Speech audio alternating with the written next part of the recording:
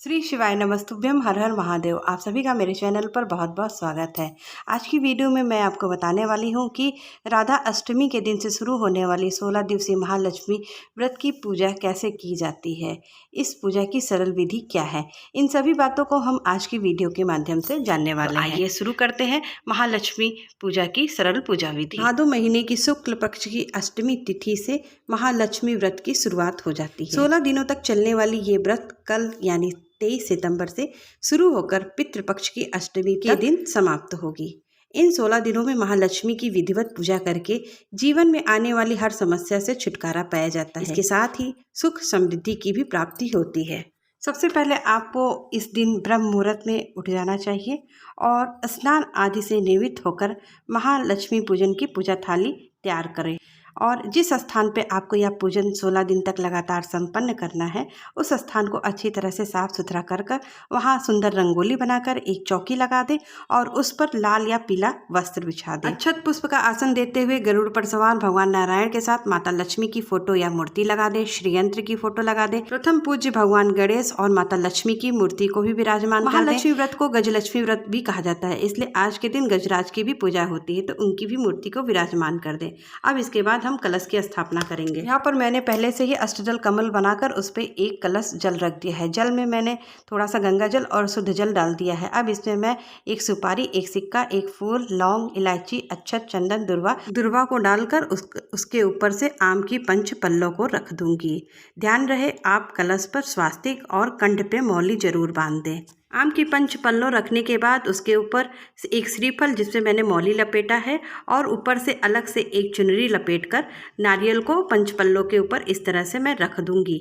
नारियल का जो पानी वाला जो मुख होता है, जहाँ से पानी बाहर निकलता है, वह अपनी ओर रखना है और इस तरह से कलश के ऊपर नारियल को विराजमान कर देंगे। तो इस तरह हमारे कलश की स्थापना हो जाती है। अब हम दीपक को प्रज्वलित कर अग्नि को साक्षी मानकर अपनी पूजा को शुरू करेंगे। सबसे पहले दुर्वा से सभी के ऊपर जल का छिड़काव करेंगे, सांकेतिक स्नान का भाव करते हुए। राधा अष्टमी के दिन दुर्वा का बहुत विशेष महत्व होता है, इसे दुर्वा अष्टमी भी इसीलिए कहते हैं। सांकेतिक स्नान कराने के बाद अब हम सभी पर तिलक करेंगे। यहाँ पर मैं कुमकुम, चंदन और अक्षत से सभी का तिलक करूंगी। हिंदू धर्म में महालक्ष्मी व्रत की काफ़ी अधिक महत्व है। इन 16 दिनों में माँ लक्ष्मी का विधिवत पूजन करने का विधान है।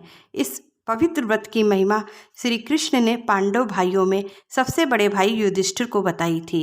इस महालक्ष्मी व्रत की महानता भविष्य पुराण जैसे धार्मिक ग्रंथों में भी वर्णित है। अब मैं माता लक्ष्मी और भगवान गणेश को सिंदूर अर्पित करूंगी।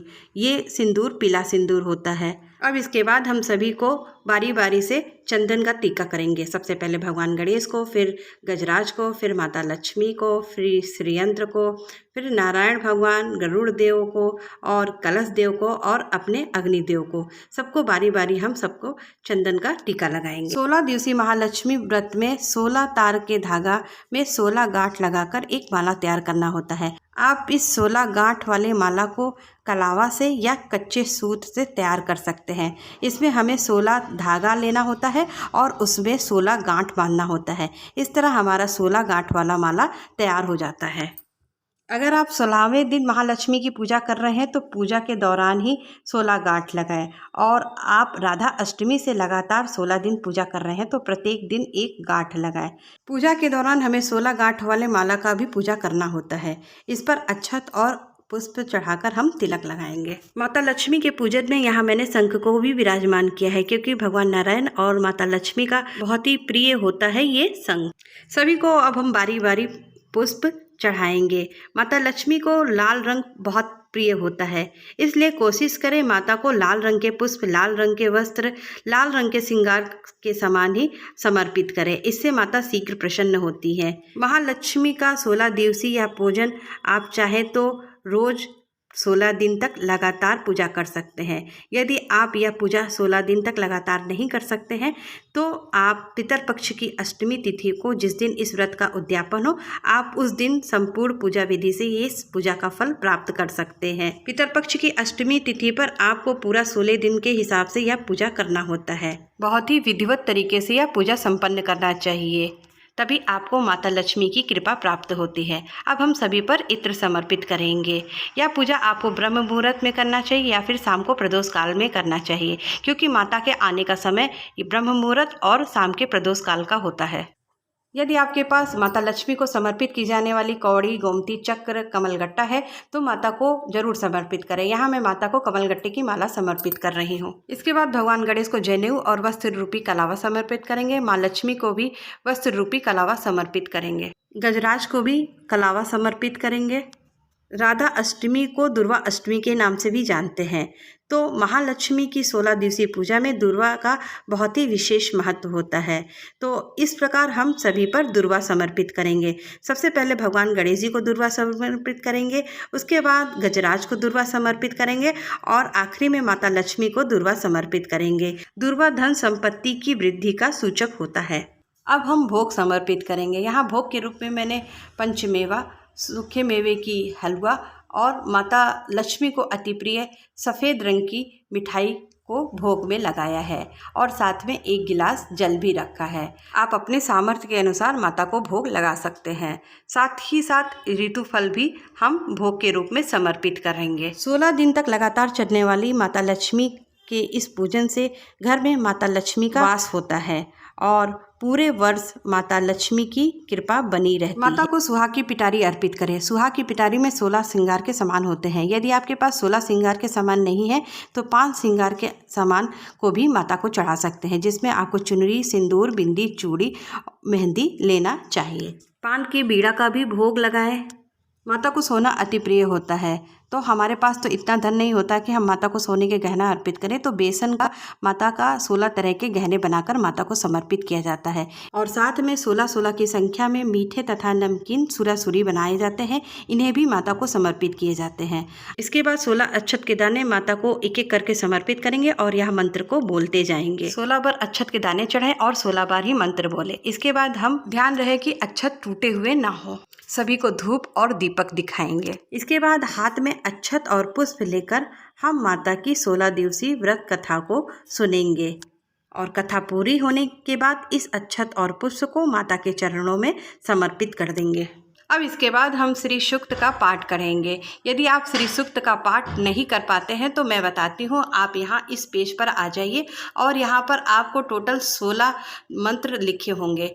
आपको यही मंत्र पढ़ लेना है, बस इतना सा ही इसमें पढ़ना है। इसी के साथ आज के दिन आपको कनक धारा स्तोत्र का भी पाठ करना चाहिए। इसके बाद हम एक छोटा सा हवन करेंगे।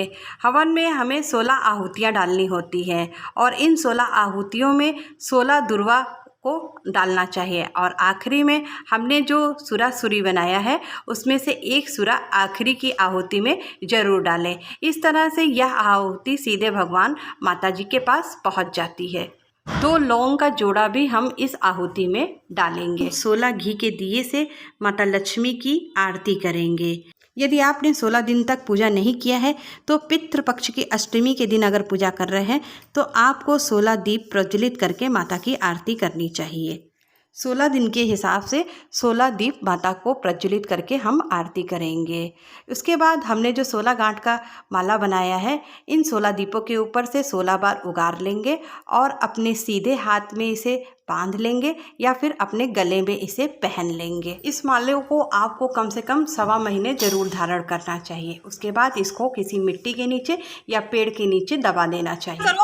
अब हम माता की सुंदर आरती करेंगे और उसके बाद क्षमा याचना मांगेंगे। पूजा में हुई गलती और भूल चूक के लिए हम माता से प्रार्थना करेंगे, हे माता, हमारी गलतियों को क्षमा कर दो और अपनी कृपा हमारे ऊपर बनाए रखना। आरती संपन्न होने के बाद दक्षिणा समर्पित करेंगे। माता जी के गोड़ लागकर उनका आशीर्वाद हम ग्रहण करेंगे और अपनी पूजा संपन्न होने के लिए उन्हें धन्यवाद करेंगे।